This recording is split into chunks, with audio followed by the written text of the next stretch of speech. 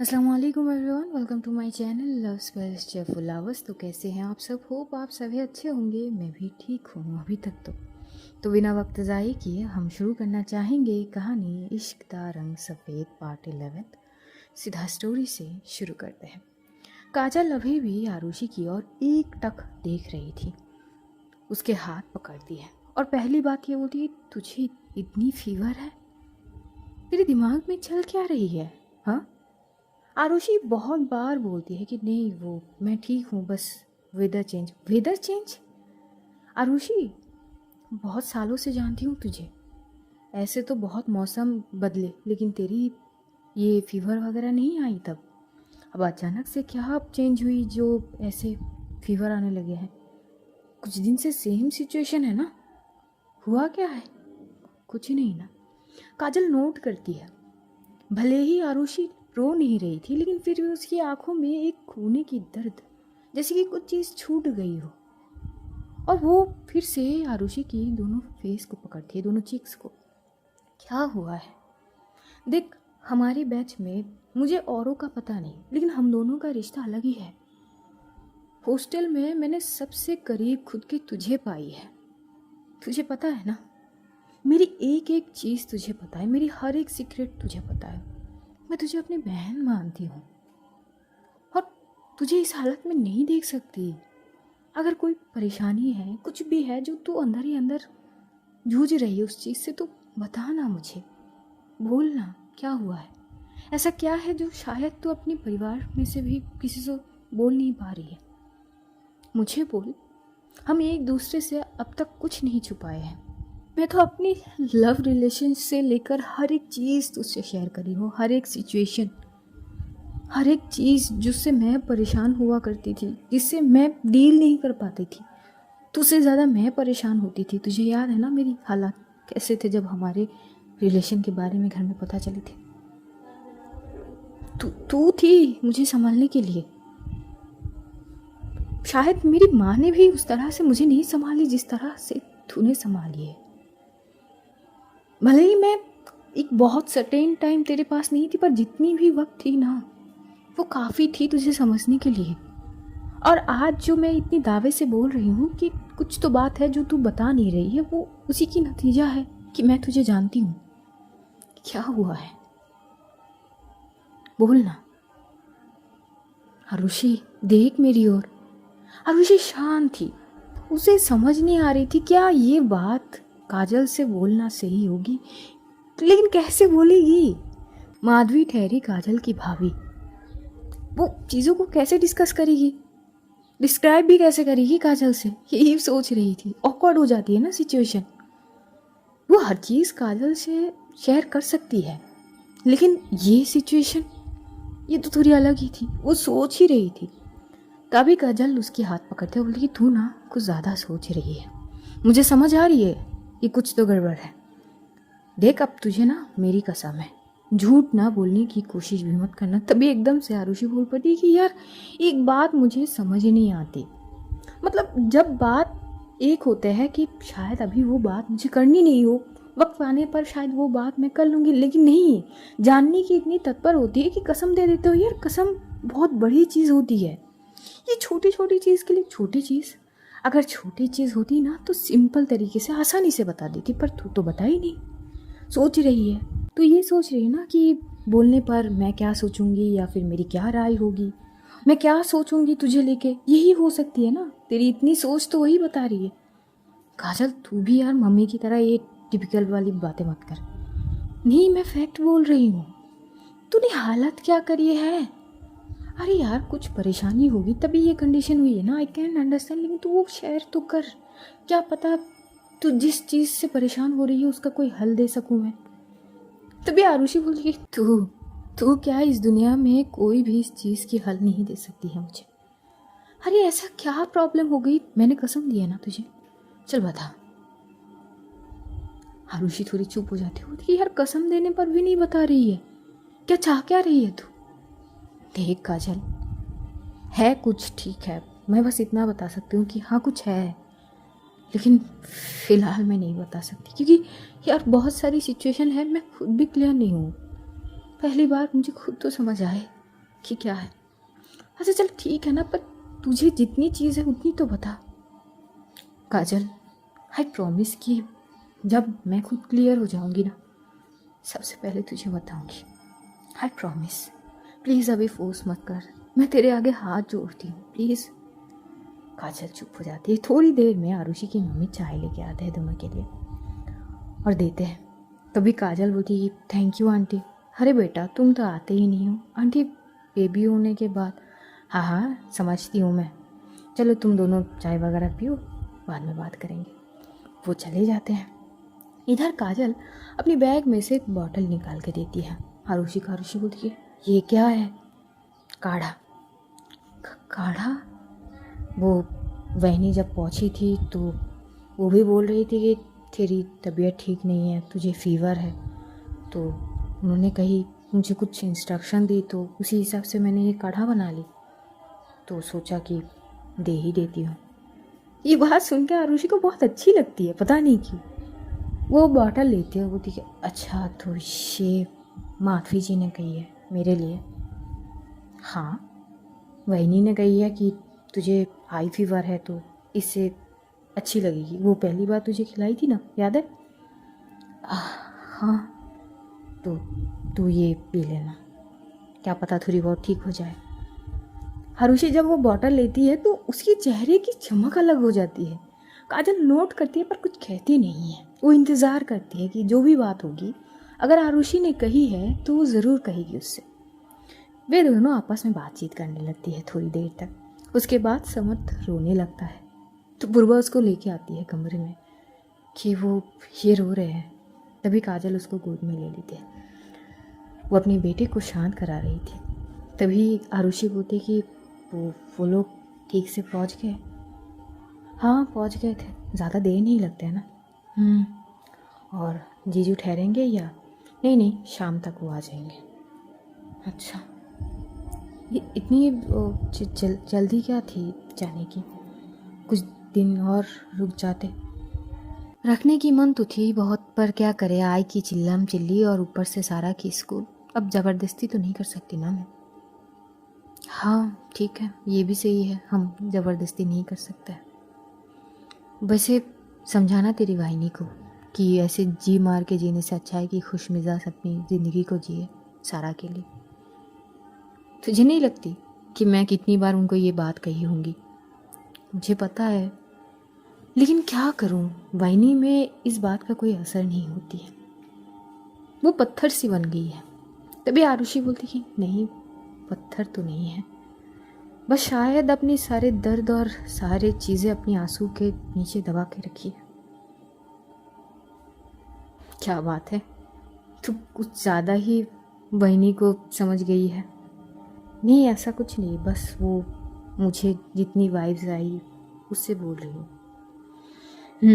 अब थोड़ा नॉर्मल बात करें। तू इतनी सैड सी क्यों वाइब्स दे रही है मुझे? नहीं नहीं सैड नहीं हूँ, बस हल्की सी सर भारी है। यार मैं सारा को थोड़ी मिस कर रही हूँ। टीचर आंटी चॉकलेट दो, टीचर आंटी बाहर जानिए, टीचर आंटी मैंने ये किया है, उसकी मासूम सी शक्ल, यार बहुत क्यूट है ये। हाँ एकदम भाई पे गई है ना वो। तो थोड़ी बहुत ये लोग वहाँ पे बातचीत कर रही थी। अब जानी थी काजल को अपने घर, तो आरुषि बोलती कि मैं छोड़ के आऊँ तुझे घर? तेरी हालत उतनी ठीक है कि तू मुझे घर तक छोड़ के आ सकती है? मैं ऑटो पकड़ के आई हूँ, ऑटो पकड़ के चली जाऊँगी, तुझे इतनी फिक्र करने की ज़रूरत नहीं है। अगर इतनी फिक्र थी तो चुप से चली जाती ना मेरे घर। और सुन, कल से नो बहाना, वहाँ से ट्यूशन वगैरह करके सीधा मेरे घर जानी है, ठीक है? चल ठीक है, मैं कोशिश करूँगी। कोशिश नहीं, तुझे जानी पड़ेगी, वरना मैं वापस आ जाऊँगी ऐसे ही। तू कुछ ज़्यादा ज़िद्दी नहीं है?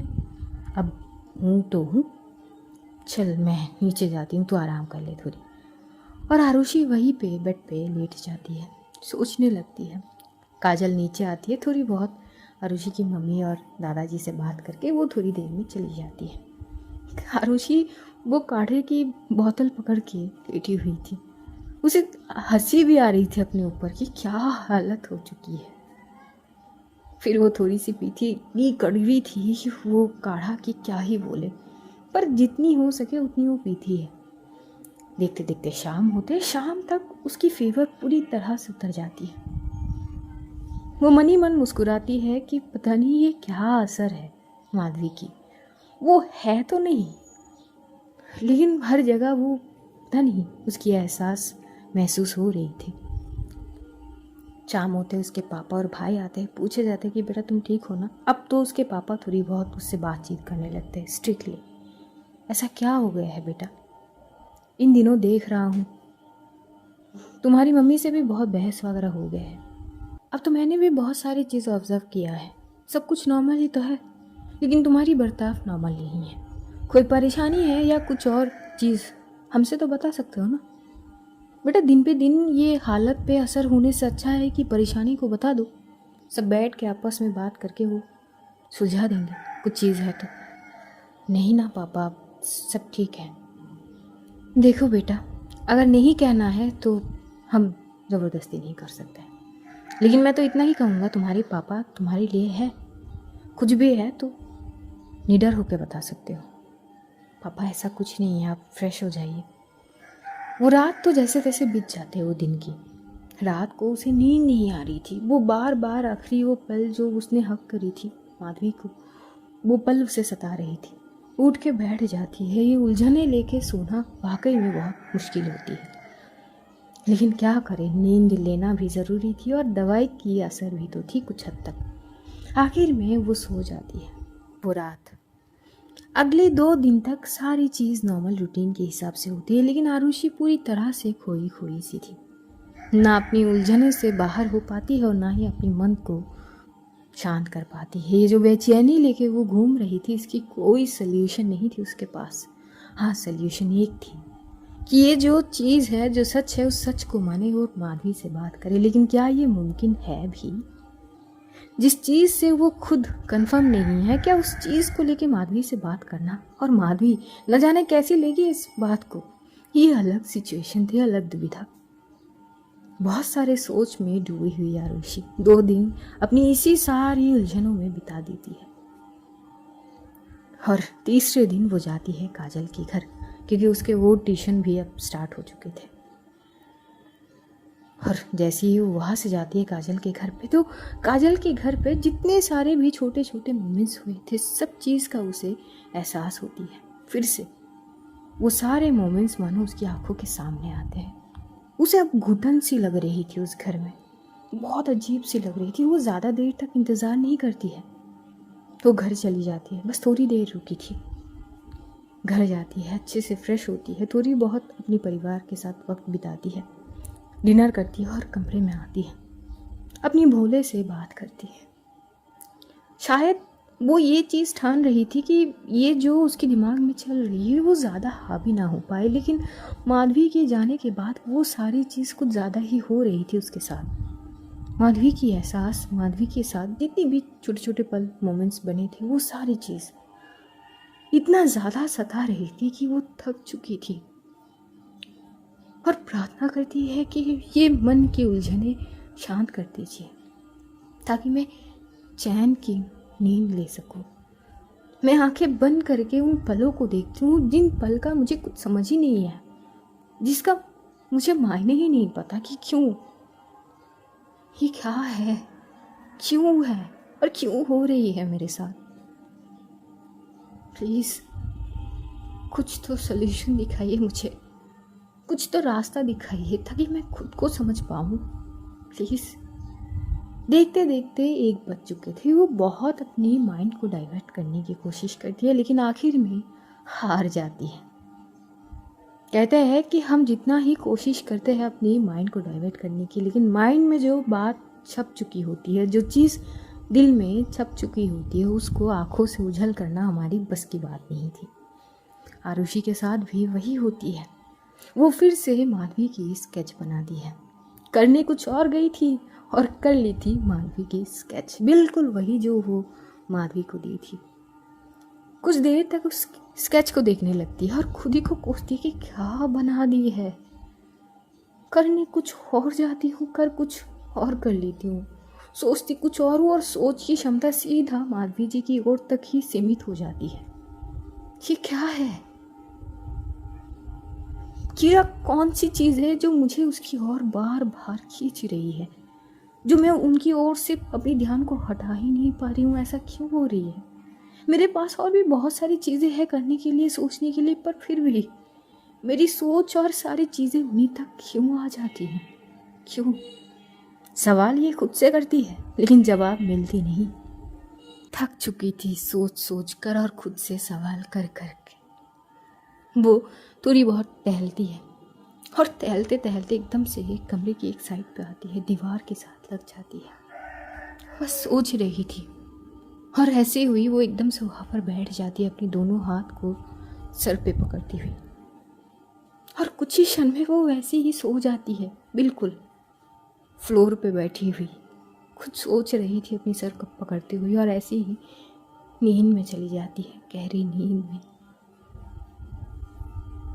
तभी अचानक से कुछ ही क्षण बाद उसे एक हाथ का स्पर्श की आवाज़ होती है, महसूस होती है, जो कि उसके सर पे सहला रही थी कोई। वो तुरंत अपनी सर को थोड़ी सी ऊपर की ओर करती है और साइड में देखती है। जब देखती है सामने वाले इंसान को तो वो शॉक थी, उसके आंखें अचानक से भर आते हैं। वो और कोई नहीं, वो माधवी को देखती है। वो बोलती कि आप यहाँ क्या हुआ? आपकी तबीयत ठीक नहीं?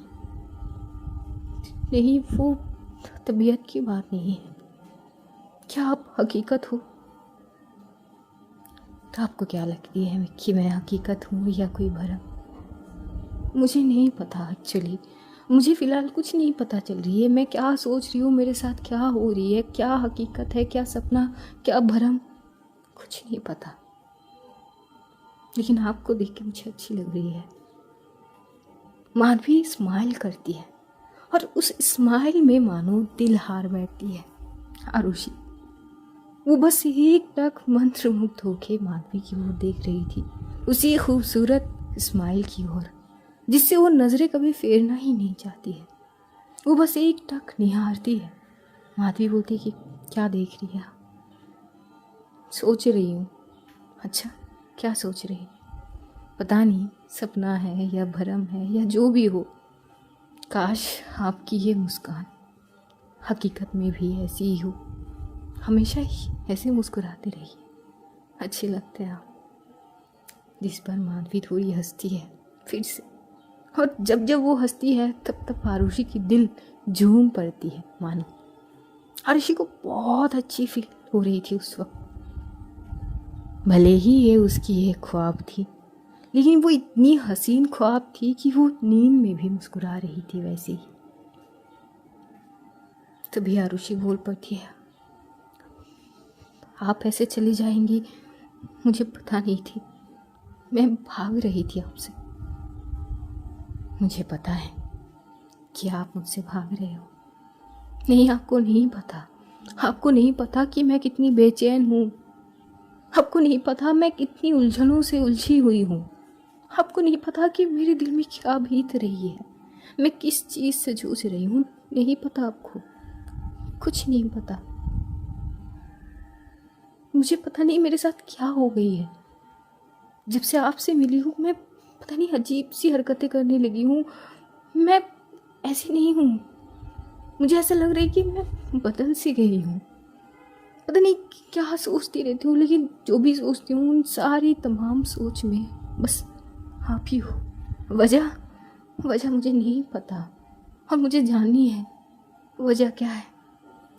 क्या मुझे आप बता सकते हो कि मुझे ये सारी एहसास क्यों हो रही है? जब मैं आपको छूती हूँ तो पता नहीं बहुत अजीब सी महसूस होती है। क्यों इन सारी चीज़? और वो डॉक्टर, उस डॉक्टर का कहना है कि मैं आपकी ओर अट्रैक्ट हूँ, जबकि मैं ऐसी नहीं हूँ। और आज तो कुछ और ही कह दिए थे उन्होंने। आज तो उन्होंने कह दी कि शायद आई फॉल इन लव, पर मैं फिर भी नहीं समझ पा रही हूँ क्या सच में मैं आपसे प्यार कर बैठी। पर ये कैसे मुमकिन है? और ये नहीं हो सकती। माधवी बस शांति से आरुषि की बातें सुन रही थी। माधवी बोलती कि अच्छा, आपको क्या लगती है? नहीं, मुझे क्या लगती है क्या नहीं, ये बात नहीं है। मुझे समझ ही नहीं आ रही है कि मैं आप कौन सी सिचुएशन में हूँ, कौन सी कंडीशन में हूँ, मेरे साथ क्या हो रही है। अच्छा, तो अपने दिल से पूछिए। तभी माधवी फिर से उसके दिल पर हाथ रखती है। बड़ी जोरों से धड़कने लगती है उसकी दिल माधवी की हाथ रखने से, और एक अजीब सी सुकून का एहसास आरुषि को होती है। आरुषि अपनी चमकती हुई आंखों से माधवी की ओर देखती है। समझ आई, ये फीलिंग्स कुछ नहीं है और अजीब भी। कैसी लग रही है? अच्छी लग रही है, बट ये कैसी एहसास है? वही जो आपके दिल में है, लेकिन आप उसे समझ नहीं पा रही हो। पर ये तो गलत है ना? क्या आप इसे मान सकती हो? क्या आपके लिए ये आसान होगी? जिस पर माधवी का कोई भी जवाब तो नहीं आती है। बस माधवी क्या करती है, उसके सर को पकड़ती है और अपनी साइड पे थोड़ी सी और करती है, जिस पर आरुषि उसके कांधे पर सर रखती है। ये अलग ही सिचुएशन थी और आरुषि ऐसी ही सो पड़ती है। सुबह उठ के उसकी मॉम जब उसे बुलाने जाती है, वो देखती है वो वैसी नींद में मुस्कुरा रही है, वो और ऐसी ही बैठी हुई थी। वो बेड साइड पे वो दीवार के साथ एकदम से चिपक के बैठी हुई फ्लोर में, अपने सर को दोनों हाथ से पकड़ती हुई। बस उसकी मम्मी भी शॉक थी। वो आती एकदम से उसकी शोल्डर पे टैप करती है। आरुषि, ये कैसे सो रही हो तुम? आरुषि फटाक से उठती है, मानो कि जो ख्वाब देख रही थी वो अचानक से टूट गई, और एकदम से वो इधर उधर देखती है तो किसी को नजर नहीं आती है। वो समझ जाती है कि उसने जो देखी थी वो एक बेहद ही खूबसूरत सी ख्वाब थी, जो शायद कभी पूरी ना हो, लेकिन जो भी थी वो बहुत अजीब फीलिंग्स के साथ थी, अच्छी थी। वो अपनी मम्मी की ओर देखते बोलती, ये क्या ऐसे कौन सोते हैं? हाँ, नेक की हालत देखो जरा, हिला भी पा रही हो? तभी आरुषि थोड़ी बहुत कोशिश करती, लेकिन देखती है भाई साहब क्या हालत हुई थी उसकी नेक की। बोली, आउच मेरे नेक। हाँ बेटा, ऐसा क्या कर रही थी जो ऐसे बैठे बैठे यहाँ पे सो गई? बेड की कमी पड़ गई थी तुम्हारे यहाँ पे? ऐसी नहीं है मम्मी। तो क्या है? ऐसे कौन सोता है? हालत खराब कर दी हो नेक की। इधर आओ, ज़रा मालिश कर देती हूँ। वो उसको बेड पे उठाती है, वो बैठती है, उसकी मम्मी थोड़ी सी हल्की सी मालिश सी कर देती है उसके गर्दन में, तो थोड़ी सी राहत मिलती है। और बोलती कि पता नहीं आजकल क्या चल रही है तुम्हारे दिमाग में, कुछ अजीबे गरीबे हरकतें कर रही हो तुम, समझ तो आती नहीं है। क्या मम्मी, मतलब सुबह सुबह आप ऐसे मुझे सुना रही हो? बेटा सुबह सुबह ऐसे सुनाओ नहीं तो क्या करूँ, आरती उतारूँ तुम्हारी? हाँ। आरुषि चुप हो जाती है। थोड़ी देर में उसकी मम्मी वहाँ से चली जाती है। वो फ्रेश होती है और जाती है सूर्य नमस्कार करने के लिए। करते हुए भी उसके जो ख्वाब थी बार बार उसकी आंखों में सामने आ रहे थे। वो जैसे ही ख़त्म करती वो अपने दिल पर हाथ रखती है। दिल धड़क तो रहे थे लेकिन कुछ तो कमी थी।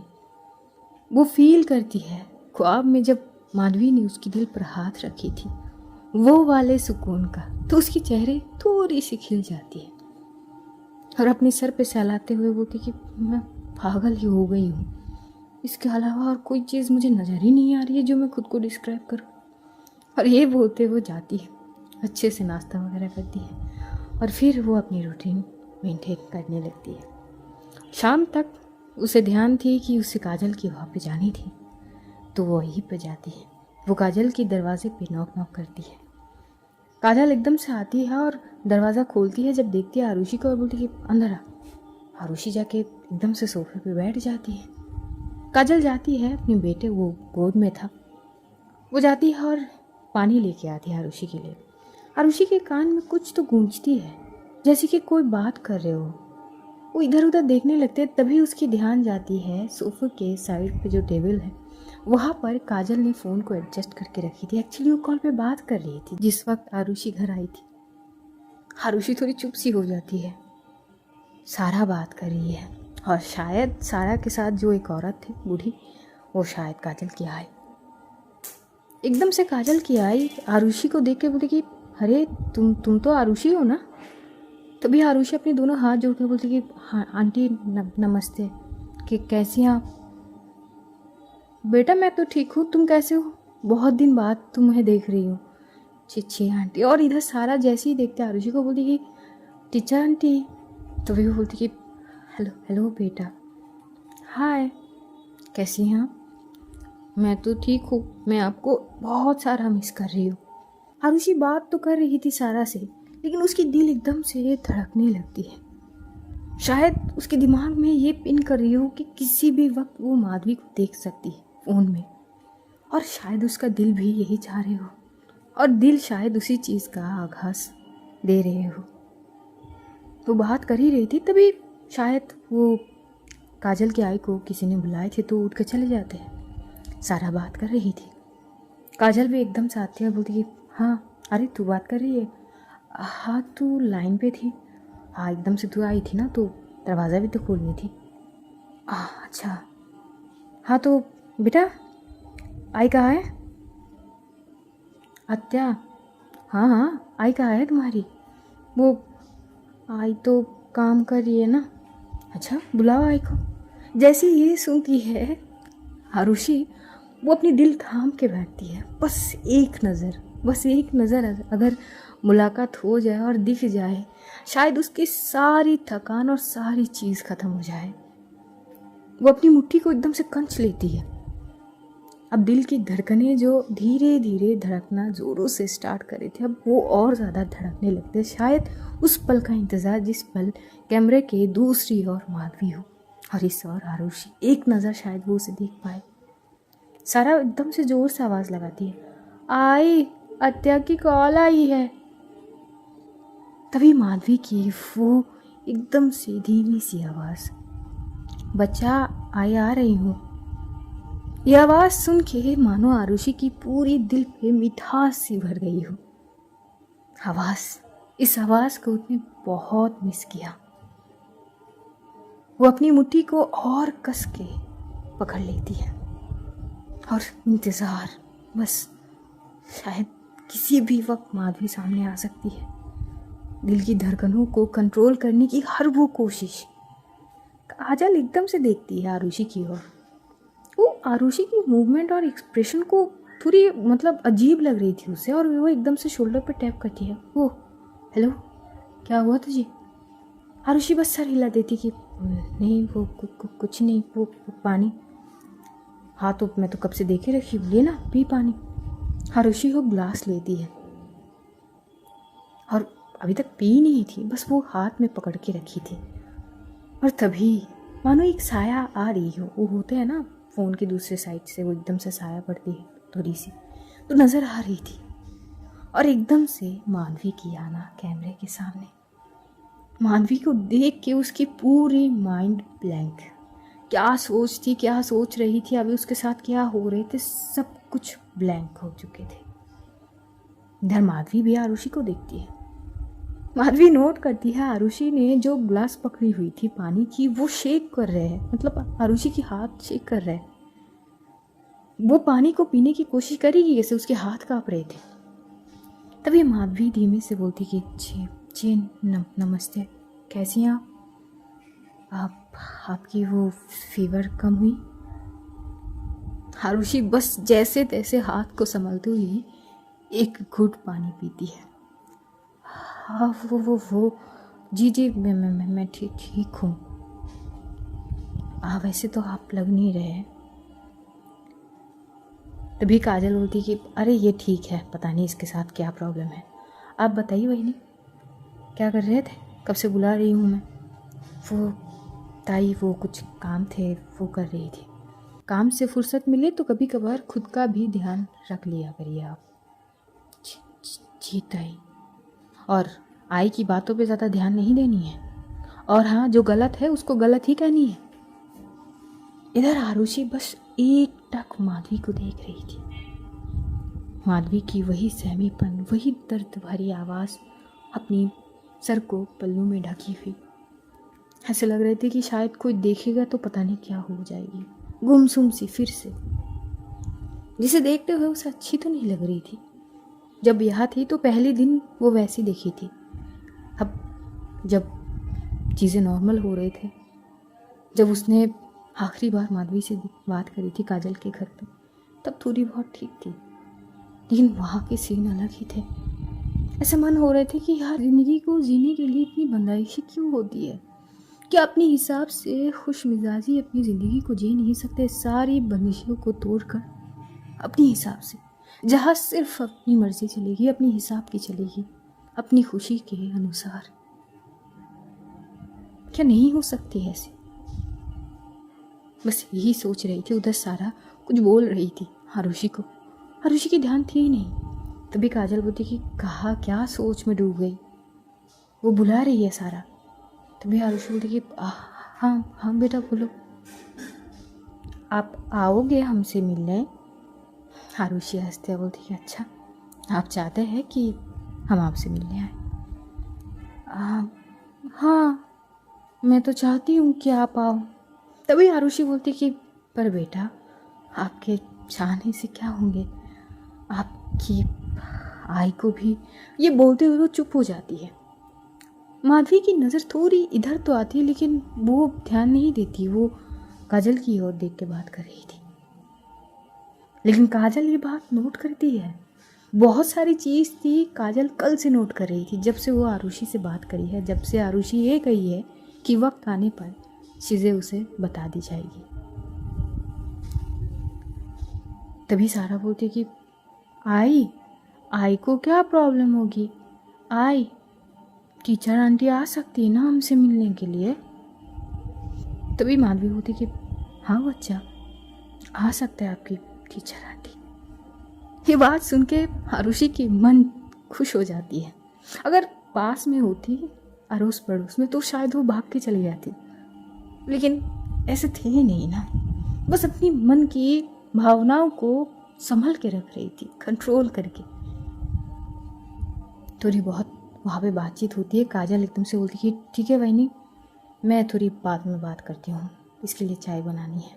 तो कॉल डिस्कनेक्ट कर देती है। इधर काजल अपनी बेटी को पकड़ा देती है आरुषि को, इसको संभाल जरा, मैं थोड़ी सी चाय बना के लाती हूँ। तेरे घर के वो मैड कहाँ है? अरे उसका यार, एक दिन आते हैं, एक दिन नहीं आते, 2 दिन आते हैं तो तीसरे दिन गायब रहते हैं। ये आजकल के यार मेड से ना हम पागल हो गए यार।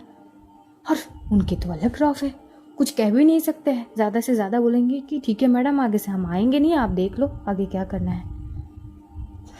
ठीक है ना, हो सकता है कुछ प्रॉब्लम, ये प्रॉब्लम वगैरह कुछ नहीं है। मौज तो उनकी ज़िंदगी में ही है भाई। अपनी मर्जी का करो, अपनी मर्जी के हिसाब से करो। अच्छी नहीं लग रही तो मत आओ, प्रॉब्लम तो हमारी ही है ना। हम तो पिस जाते हैं, बच्चे संभालो, खुद संभालो, फिर घर के काम भी करो। ठीक है, तू फ्रस्ट्रेशन में है, समझ रही हूँ मैं। और समर्थ भी रोने लगता है, तो वो समर्थ को लेके इधर उधर घूम रही थी। थोड़ी देर में काजल भी चाय लेके आती है। ये दोनों बैठ के चाय वगैरह पी रही थी। काजल बस नोट कर रही थी आरुषि की हर एक चीज़ को, हर एक एक्सप्रेशन को, मूवमेंट को। और वो चाय पीते बोलती है कि वैसे एक बात तो माननी पड़ेगी। आरुषि बोलती कि क्या? कुछ बदलाव तो आ ही गई है, एक बात तो सच सच कहेगी? बोलना। वो साई की सिप लेती है और उसी वक्त काजल बोलती कि कहीं तुझे प्यार व्यार तो नहीं हो गई ना? और जैसे ये बात बोलती है एकदम से आरुषि की मुंह से वो चाय गिर जाती है। काजल एकदम से बोलती कि क्या हो गई है? नहीं कुछ नहीं, ये सच है क्या? क्या तू भी ऐसी कुछ नहीं है? तू अटक रही है आरुषि। काजल ऐसी कोई बात नहीं, वो चाय थोड़ी गर्म थी। अच्छा, कहाँ गर्म है? मैं तो पी रही हूँ, नॉर्मल ही तो है, जितना सहन कर सकते हैं। अरे तू बात की बतंगर बना क्यों रही है यार मम्मी की तरह? ऐसी कुछ नहीं, अचानक से प्यार की बात करेगी तो ऐसी होगी ना। अच्छा, मैं इंतज़ार कर रही हूँ तेरी बोलने की, कब तक बोलेगी तू? आरुषि बोलती कि क्या पीछे पड़ गई है तू मेरी? हाँ, पड़ गई हूँ। आरुषि के मन से ये सोच तो आ ही रही थी कुछ हद तक वो अपनी फीलिंग्स से क्लियर तो हो रही थी, लेकिन अभी भी मानो जैसे कि कुछ अभी भी बचा हो श्योर होने में कि क्या वो सच में माधवी के लिए फील कर रही है, क्या वो प्यार करने लगी है। ये सवाल बस सवाल थे, कंफर्म नहीं हुए थे अभी तक। तो वो भला कैसे बताएगी काजल को। वो सोचती है, बोलती कि अरे यार मैं बोली हूँ ना, जब मैं कंफर्म हो जाऊंगी तो तुझे भी बता दूंगी। चाय अच्छी बनी है, लेकिन तेरी बहनी की हाथ की चाय थोड़ी बेटर है। काजल बोलती कि नो डाउट, मैं इस बात को इनकार नहीं करूँगी। यहाँ पे थोड़ी बहुत बातचीत होती थी, ये लोग थोड़ी बहुत अपनी पुरानी बातें करने लगते हैं, नैना के बारे में बात करने लगते हैं। तो आज कहानी हम यहीं पे ख़त्म करते हैं।